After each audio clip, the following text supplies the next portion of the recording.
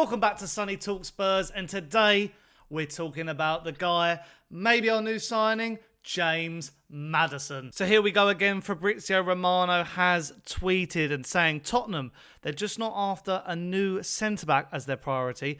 Tottenham are still working hard on James Maddison deal as they plan to insist in the next few days, despite Newcastle being in the mix. Spurs are preparing an approach to Leicester as Ange Postecoglou has approved Maddison as a key target. There's your main words, key targets. Also, Mail Sport have also been tweeting about the news, and they have said Tottenham are growing in confidence as they can get the James Maddison deal over the line. Now, honestly, if we could sign James Maddison, that takes our team not to the next level, but it gets us back where we need to be. You know, we haven't had a number 10 since probably Christian Eriksen, and, you know, the way he left the club, and I'll be honest, I loved Christian Eriksen at the club, but towards the end of his career, you know, set pieces, some of his creativity was lacking.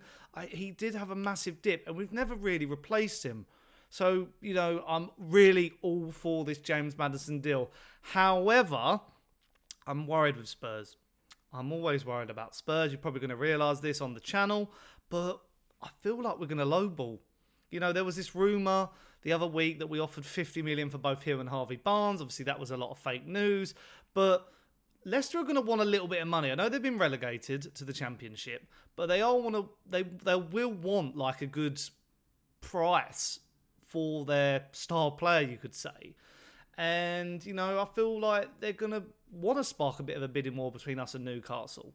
And I don't blame them. But sometimes, you know, they've got to really go down a certain route, Leicester, of, you know, maybe they're going to have to offload him for a lesser fee because, you know, the chips aren't on their side. So it's going to be an interesting development. A big positive, though, is that Newcastle United do remain interested in Maddison, but they will find it difficult to pay the 50 million asking price after signing Sandro Tonali due to FFP restrictions.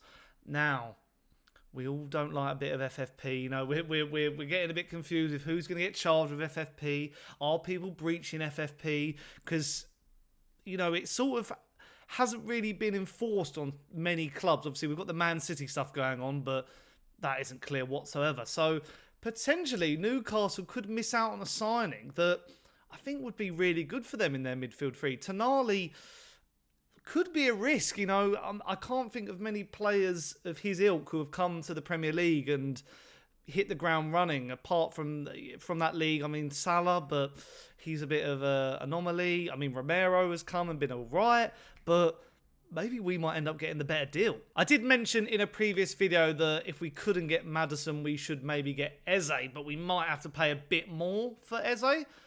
But by now being the favourites, or hopefully to sign Maddison, then he could be a cheaper option for a player who I think is better. Like, his goal numbers are better. You know, I think he's more proven at this level. Eze, I think, is great, but he might be more of a luxury player, whereas Maddison, he's actually putting up some good goal and assist numbers to back his form. I think what would be quite reasonable is if we were to go to Leicester, get Harvey Barnes and James Maddison for probably a combined fee of £100 million. But I just can't see Tottenham paying that much. I feel like they'd probably offer about 70, 80, 90 for the two. 100 million, I can't imagine Spurs slapping that down on two players when we still need a centre-back. We've still, you know, obviously looking for the goalkeeper. Vicario looks like he's coming in. And, I mean, that would be the dream. I mean, Leicester really should be accepting that sort of money for those two players, because they're not going to play at the Championship level, surely. And I actually really am confident that James Maddison will thrive in the Ange Postecoglou system. I was talking about his system the other day on a video. You know, he plays with a 6 who's like that deep-lying playmaker type, a bit more defensive. And then he plays with 2 8s who are quite aggressive on the ball. One's more attacking than the other. That would be James Maddison. I think James Maddison would link up perfectly with Harry Kane if he's to stay. Also, Son and Kulusevski. I could imagine it being quite a fluid system where they sort of all, you know, chip in, entwine.